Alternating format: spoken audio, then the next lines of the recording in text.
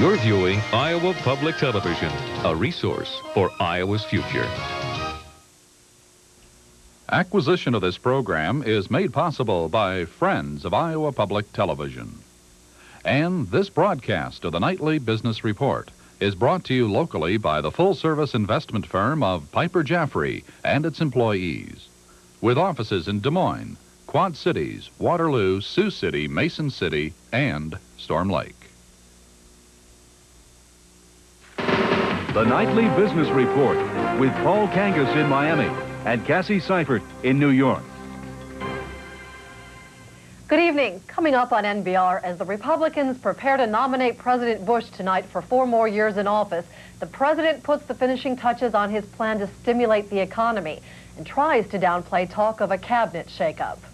A sell-off on the big bank stocks shakes up Wall Street, sending the Dow to a closing loss of more than 22 points. NBR is made possible by Digital Equipment Corporation, leveraging investments in information systems for today and tomorrow. People come to us for results.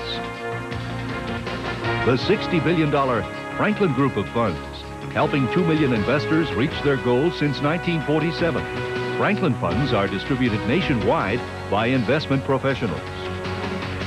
A.G. Edwards, member of the New York Stock Exchange, serving the investment needs of individuals and businesses through more than 400 offices nationwide. And is produced in association with Reuters, the world's largest electronic publisher, which provides NBR with news, market data, and communication services worldwide. The White House dampened expectations today that a sweeping tax cut proposal may be included in President Bush's speech tomorrow night before the Republican National Convention. The White House says the president will offer new ideas for an economic recovery, but nothing that would, quote, blow the roof off. President Bush may have done that already when he said there'll be a new crew put in place at the White House if he wins in November. Dennis Moore reports.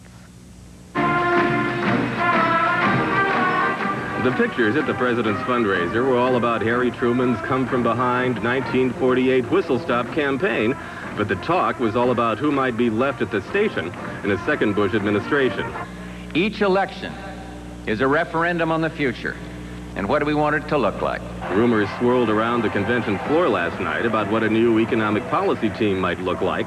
Rumors Mr. Bush set off by promising lots of new faces in a second term. I think you do it because you get, after 4 years, you need a new sense of revitalizing the bureaucracy. Ever since the 1990 budget negotiations produced an agreement with Congress that raised taxes, conservatives have been calling for Mr. Bush to revitalize the economy by dumping his top economic advisors.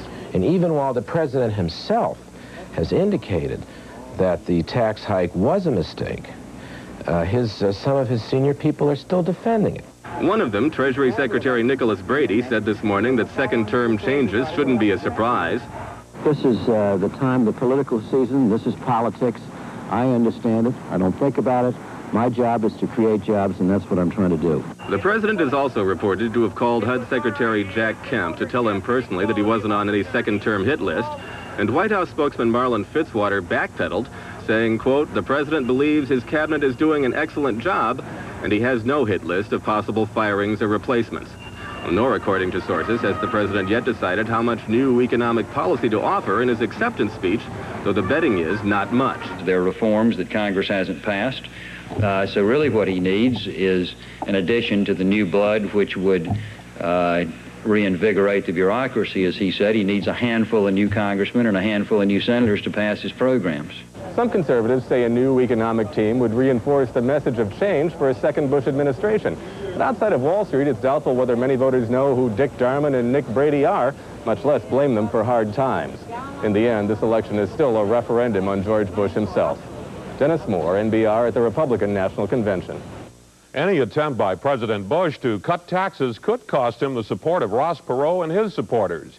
The Texas billionaire, who dropped his own campaign last month, offered his endorsement today to any candidate that would support his tax increase plan. Perot says a tax increase is needed to deal with the budget deficit, and cutting taxes would be counterproductive. Perot also warned he could return to the campaign trail if the candidates wander from what he calls the real issues. The nation's merchandise trade deficit shrank during June due to a surge in overseas buying of American-made aircraft. The trade deficit fell by 7.7% to $6.59 billion. Exports rose to record levels after 3 straight monthly declines, and imports increased from the month before. But some economists caution that the improvement may be difficult to maintain. If we look at the pattern in the trade deficits movement over the last 2 or 3 years, we see that it's not shrinking as fast as it was. Exports aren't growing over the last few months as fast as they had been over the last few years. And where strong export growth both boosted the U.S. economy, aided our own growth substantially, and brought down the trade deficit, that's going to be harder to get in the future. Yet the trade deficit with Japan improved during the period, but there was another unusual occurrence. The United States also had a trade deficit of $90 million with Western Europe during June, after a surplus of $966 million in May. Encouraged by nearly a 2.5% overnight comeback in Tokyo stocks and steady prices on most European markets, prices on Wall Street opened on a firm note this morning, with the Dow Industrial Average in the wake of yesterday's 4.5-point closing gain, posting almost a 2.5-point advance at 10 a.m., while 6 stocks were higher for every 4 lower. Again plagued by very light trading due to summer vacations and, of course, a lot of nervousness over what President Bush will have to say tomorrow evening, the market drifted slowly lower during mid-session, with the Dow posting a 3.25-point loss by 1 p.m. And then, in the absence of buyers, late computer sell programs absolutely bashed the Dow Industrial Average down to a closing loss of 22.42 at 3,307.06, and the bank stocks led the way. So today we closed about 28.5 points below the best level of the session and right at the low of the day. Trading volume picked up also to 186.7 million shares, and down volume swamped up volume better than 2 to 1. The transport index losing a little over 9.5 points. No change at all in the utilities, and the closing tick a modestly bearish minus 244. Standard & Poor's 500 fell almost 3.25 points, a 2/3 point drop in the mid-cap 400. The 100 was off 3.1 points, and the Commodity Research Bureau September index fell 0.85. The New York Stock Exchange index losing nearly 1.5 points, just over that loss in the value line, and the Wilshire 5000 dropped the better part of 26 points. Bond prices put in a mixed performance today, showing weakness in the morning when the improved June deficit figures, suggesting better business activity, which might boost interest rates, prompted some selling. Now, that downside pressure remained in the tax-free and corporate sectors, which posted closing quarter-point losses. But the late sell-off in stocks seemed to bring late flight to quality buying into longer-term government bonds, and they ended up with a quarter-point gain on the average, like the 30-year Treasuries rising exactly that much. The Shearson Lehman Long Bond Index edged up 3.41. And Fed funds bounced back to 3.5% from 3% at the close yesterday. Later on, I'll show you where the action was on Wall Street today. Cassie? Paul, the dollar ended modestly lower against most major currencies, even though it edged higher earlier in the day on the report of the improved U.S. trade deficit. The greenback lost nearly half a pfennig against the mark, but rose nearly half a yen. The dollar also showed fractional losses against the Swiss franc, Canadian dollar, and British pound. One industry that's been raking in the dollars during the recession is the home improvement business. Many people have decided to remodel rather than buy new homes. But there's a struggle going on within the remodeling market that could change this segment of the retail industry forever. Leslie Nichol reports from Chicago. While most of the people who make home building and remodeling materials sell to pretty much anyone who will buy them, Les Birch is telling people at the National Hardware Trade Show in Chicago that he will no longer sell his caulking materials to the 5 home building giants. Instead, he hopes to increase his sales by catering exclusively to independent hardware stores. When Home Depot moves to town, it really does strike fear in the hearts of the dealers, and so we are positioning ourselves to support those dealers to be able to compete much better. While Birch may be one of the only manufacturers planning to sell exclusively to independent dealers, his new policy underscores what analysts see as an intense struggle building in the industry. That is, independents are finding it increasingly difficult to go head-to-head with the huge retail giants. Home Depot provides excellent service, merchandise at a very low cost. I mean, they aim to be the price competitor in every market that they're in, and it's very hard for any independent to match that. Right now, according to industry numbers, the top 10 chains which sell only home building and remodeling materials hold a 28% share of the market. Other large retailers such as Walmart, Sears, and such comprise another 27%. And the independents control almost half the market. However, analysts expect those numbers to shift in favor of the giants as independent dealers find it increasingly difficult to compete. While independents could take a pounding in the future, analysts say for the industry as a whole, the long-term prospects are more than bright. One of the primary goals of all consumers in the United States is to be a home owner and have a comfortable, personalized home. And to a certain extent, that will drive the industry right through cyclical ups and downs. Even so, Palmer does not expect some of the retail giants to be around 10 years from now. Instead, she believes the hardiest retailers will continue to drive softer players out of the market. Leslie Nickel, NBR Chicago. Discounted airfares are still cutting into airline profit margins. AMR, parent of American Airlines, said today it expects to report a heavy third-quarter loss. In addition, American came under fire from Delta Airlines today for refusing to go along with a 5% across-the-board fare increase next month. However, America is raising fares 15 to 33% on transcontinental flights and some service through large hubs in Chicago and Dallas-Fort Worth. The airline stocks hit turbulence today. American fell 1 3/8 to 57 1/4. Delta was down 1 1/8 to 50 1/8, and UAL was off a full point to 105 1/4. US Air down 3/8 to 13. And still ahead on our program, should the president propose a tax cut or not? We'll be talking with someone who has a very definite opinion of that, Representative Newt Gingrich.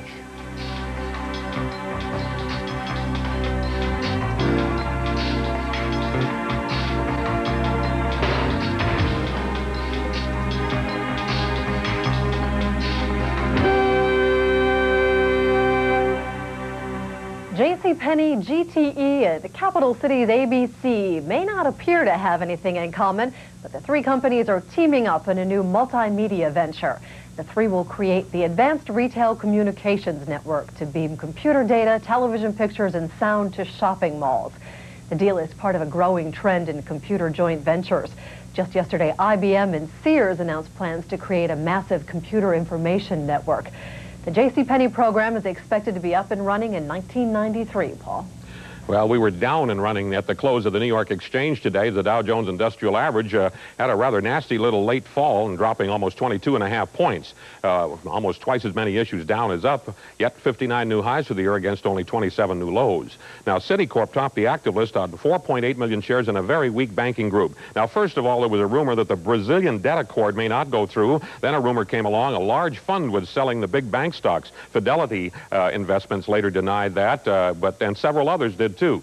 Sunbeam Oster, the appliance maker, a new issue today, offered 20 million shares at that price of 12.5, stayed right there. Chase Manhattan, another week bank stock, down 1 3/8. RGI Nabisco fell 1/8, bucking the trend. Berlitz International up 2 full points on news it's in a merger pact with Fukutaki Publishing, which will buy a 67% stake. Berlitz shareholders will get $21.62 in cash per share, 1/1600ths of a new common share, and rights to part of the Maxwell Communications debt proceeds. Not a bad deal, apparently. Syntex was down 1 1/8. There were indications that sales of its Toradol and Naproxen drugs were flat during the month of July. Chemical Bank down 1 3/8 in that weak group. Kmart fell 3/4 of a point, and Nations Bank down 1 1/8. Hewlett Packard lost 1/8 tenth in volume. Aetna Life dropped 2 5/8. Rumor on the street, the company is willing to offer an additional 200 basis points of yield on its guaranteed investment contracts, or GICs. Disney was down 1 3/8. Its Euro Disney stock, of which it owns about 50%, fell 7.7% on the Paris Exchange. Duracell International moving up a half point on news that it will have an initial quarterly dividend of 8 cents per share, and it also plans to buy back up to 4 million of its own shares. IBM down 1 1/2 today, hurting the Dow. Medtronic, however, up 1 1/2. Good first quarter earnings out. 77 cents up from last year's 61 cents, and revenues were up nearly 25%. United Technologies fell 1 1/4. Bear Stearns downgraded it from a strong buy to just a buy and cut earnings estimates. Discount Auto Parts, which is a Florida chain of auto replacement parts stores, a new issue today, and it did very, very well. 3.4 million shares offered in this initial public offering at a price of 18. Look where it closed, up 3 5/8. G-Tech Holdings up 1 5/8 on news that it has been selected to operate an online lottery and sports gaming system in Czechoslovakia. Morgan Stanley also came up with a buy on GTEG. Cypress Minerals moving up 1 1/8. First Boston repeated a buy recommendation and increased earnings estimates there. The big percentage loser of the day, Commodore International Limited, down 2 1/4. A fourth quarter loss reported today of 66 cents a share versus earnings of 10 cents last year, and revenues in the period down 35%. Kaufman and Broad Home Corporation down 2.5 points. The company says its third quarter earnings will be 20 to 30% below last year's 21 cents for the third quarter. House of Fabrics fell 1 3/8. It reported a second quarter loss of 3 cents versus earnings of 12 cents last year. NASDAQ trading a loss of just about 3 1/4 points in the composite index. Volume 16 million shares more than yesterday. 1,028 up, 1330 down. 100 index fell 4 1/4 points. Sun Microsystems up a point at the close of trading tonight. It joined the Standard & Poor's 500 index, replacing Wang Laboratories index fund buying, obviously. Novell down 1 3/8. Intel off 1 3/4. Quarter point losses in Apple Computer and Microsoft. Medco Containment up 1/4. Dell Computer gained 1/4. Amgen up 1/4. Incidentally, yesterday I mentioned that Dell Computer would buy $50 million worth of its stock. It was actually Amgen, not Dell. Cisco unchanged, and Chiron down 1/4. Michael's Stores up 2.5. Big second quarter earnings, 16 cents up from 6 cents on a 16% rise in revenues. And Sybase Incorporated up 1 3/4. The Soundview Financial Brokerage upgraded it from hold to buy and increased earnings estimates. And Altera Corporation down 1 3/4. Alex Brown cut 92 and 93 earnings and said, well, that was after the company said third quarter earnings would be lower than second quarter earnings. The American Exchange Index down 0.92. Look at that volume, 23.9 million shares, largely because Wang Labs was the most active list on about 5 3/4 million shares. We don't show it because it's under $1. Closed at 1/4 down 1/8 after Chapter 11 yesterday. Advances and declines, well, about 70 more lower than higher. IVAX was second in big board volume on over 1 million shares, up 1 5/8. It began shipping its Verapamil hypertension drug today. Viatech up 1 3/8. No news from the company. And Air and Water Technology down a point, even though the company received a $7 million contract to install 2 electrostatic precipitators for Chevron in a California refinery. Finally, in the spotlight, Wrigley today announced a 3-for-1 split and a 20% boost in the cash dividend. Stock up 4 3/8. That's the Wall Street wrap-up. Cassie? The president's revelation last night that he plans to shake up his cabinet if he's reelected has certainly shaken things up at the Republican convention. Joining us now from the convention side is Congressman Newt Gingrich of Georgia, the House Minority Whip. Mr. Gingrich, welcome. Well, good to be with you. We've heard reports from the Associated Press today that White House spokesman Marlin Fitzwater says he's seen the president's speech and there are no sweeping tax cuts in it. What do you think about that? I don't think anything about that yet. I want to wait and see the speech myself. I don't know what Marlin's referring to. I don't know what he means by sweeping. I'm pretty happy to wait till tomorrow night and see exactly what happens. Are you still holding out hopes for a tax cut? I have absolutely no doubt the president's going to talk about cutting taxes, that he's going to say we need strong economic growth and that we need a program of controlling spending and cutting taxes. What the details are, I don't know yet. What kind of a tax cut do you think we need? I think we need a tax cut which will encourage people to work and invest. I think, frankly, we need the $5,000 first-time homebuyers tax credit the president's been calling for all year. Housing starts are down this month. The Democrats have had 8 months to pass that first-time homebuyers tax credit. If we just passed the things the president already sent up, we'd probably get 2 to 3% better growth than we're getting right now. So I want to wait and see the structure of the speech, the tone of the speech. This is not a speech to the joint session of Congress. This is a speech to a convention. It's not a legislative speech. Do you think that the president's comments last night that he's considering shaking things up in the cabinet may be a sign that he's going to lead more towards supply-side economics now and away from some of the advisors who are more concerned about reducing the deficit than about cutting taxes? Well, let me say, first of all, supply-siders want to cut the deficit. Every 1 percentage point of unemployment cost about $40 billion in the deficit from people who are not paying taxes and are drawing unemployment and welfare. So if you could get enough economic growth to get down to, say, 4% unemployment, you would actually lower the deficit by about $150 billion a year. We are deficit reducers. The difference is whether or not you think you first have to get to a balanced budget before you try to stimulate the economy. I think that's madness. You've got to get this economy growing again. You've got to get jobs being created again. I think the president is going to be committed to that. I think Jim Baker's committed to that. I'm delighted to see Jim Baker as chief of staff, and I think we will move towards a jobs program. Do you think Jim Baker is the right person to head up a second-term economic program from the White House? Absolutely. I personally am doing everything I can to encourage Secretary Baker to agree to stay on, at least for the first 3 or 4 months, to help us pass before Easter a very dramatic series of 7 major reforms so we could actually have a 90 days of change before we would leave office. If changes are needed in the cabinet, why do you suppose the president is putting them off until he's possibly reelected instead of making them now? I don't know why he is. I mean, for whatever it's worth, I think if he's got some good people in mind, he ought to go ahead and bring them in now. But that's his decision. I don't get involved in personnel decisions. That's the president's area. I think that we've got a lot of things to campaign on in the next 77 days, and that we ought to focus on winning the campaign. Who, aside from Jim Baker, do you think would be helpful in the White House now on economic issues? Well, I think Jack Kemp would make a tremendous ally. I think Vin Weber would be tremendous. I think Larry Kudlow up in New York would be a tremendous asset.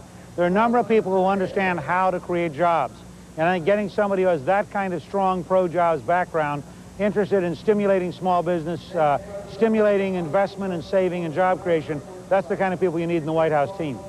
Our time is very short, but I do have to ask you before we go, as a member of Congress, how do you feel about all the Congress bashing that's been going on at the convention this week?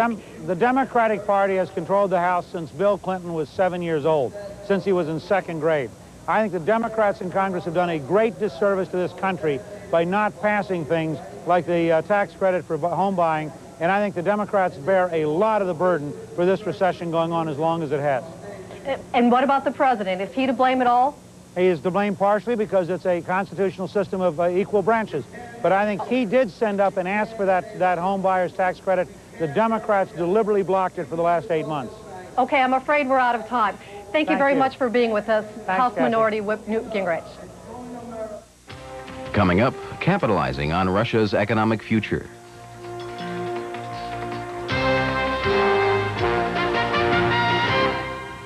Ford Motors' British unit says it's placing thousands of production workers on a part-time schedule for at least a month to cope with slumping sales.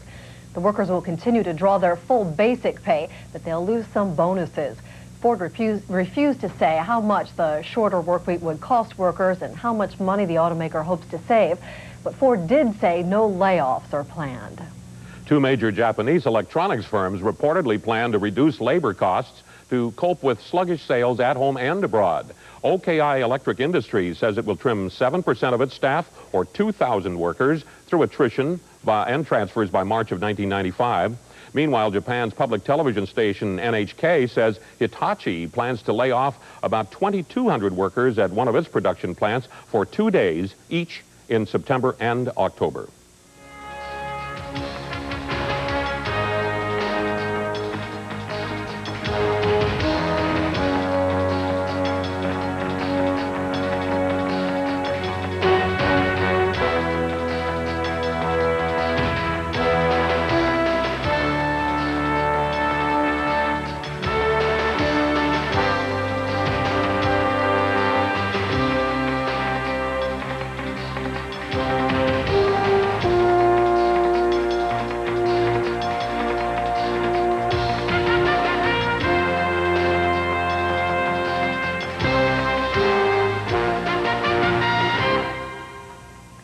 Marks the one-year anniversary of the failed coup against former Soviet leader Mikhail Gorbachev.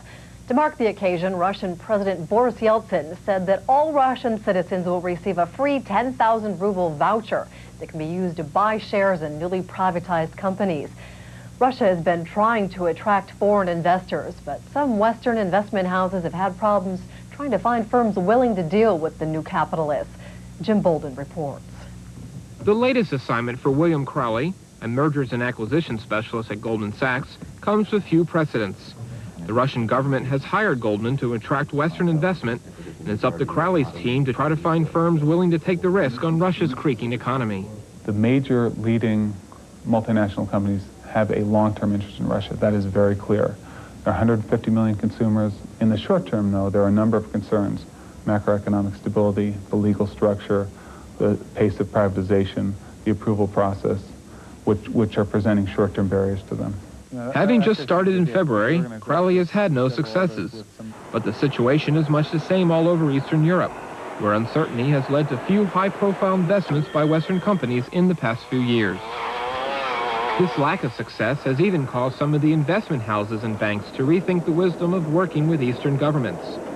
Some observers say the scramble for contracts has slowed, which may leave international agencies to pick up the slack. I haven't seen cold feet. What I've seen is that after an initial rush of enthusiasm, people in the financial community are being much more careful about the scope of their mandates. Instead of taking a very broad mandate with no clear benchmarks of performance, such as help us privatize, they instead take a specific mandate, like help us privatize this company in this manner. Eastern Europeans are still confident that they can convince Western firms that there are gold mines, or copper mines, or light bulb factories for that matter, worth investing in. But for the Russian leaders, their immediate priority is to have Goldman help them land a high-profile deal to prove to their own people that capitalism is the right way to proceed. Petrov, who was chief of staff to Yeltsin, in a conversation with Bob Rubin, our co-chairman in Russia, said, if I can get Western investment so there's production of high-quality shampoo or detergent or toothpaste, every day they'll walk into their bathroom and they'll say, it's beginning to change, it's beginning to work. The investment houses and banks which are planning to stick it out in Eastern Europe and Russia say they're involved in these projects so to be firmly entrenched in the East if privatization succeeds. Jim Bolden of Reuters for NBR, London. Those who believe cold, hard cash will one day become a thing of the past saw their vision take one more step toward reality today. MasterCard and Arco Products rolled out Maestro, the first national debit card, today in Los Angeles. Using the card is similar to making a withdrawal from an automated teller machine. The amount is automatically deducted from your checking or savings account. No muss, no fuss, and you don't even know your money's gone. Almost as efficient as the IRS. It doesn't matter. My money's always gone before I know it anyway. That's this edition of NBR for Wednesday, August 19th. I'm Cassie Seifert in New York. Thanks for joining us. I'll see you tomorrow, Paul. Good night, Cassie. I'm Paul Kangas in Miami, wishing all of you the best of goodbyes. NBR is produced in association with Reuters, the world's largest electronic publisher, which provides NBR with news, market data, and communications services worldwide. And is made possible by A.G. Edwards, providing personalized financial services and investment advice to individuals and businesses. A.G. Edwards, a century-old tradition of service to investors. The Franklin Group's 69 mutual funds include tax-free municipal securities funds, U.S. government securities funds, capital growth funds, and money market funds.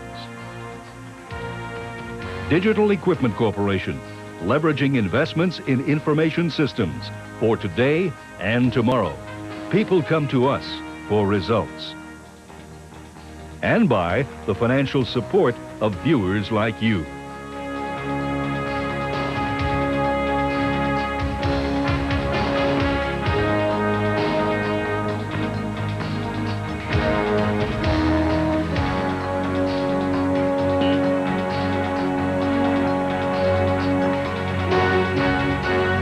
College education is a major investment in both time and money. So before your child begins to choose a school, watch the NBR video, How to Find the Right College and Pay for It. To order by credit card, call 1-800-535-5864.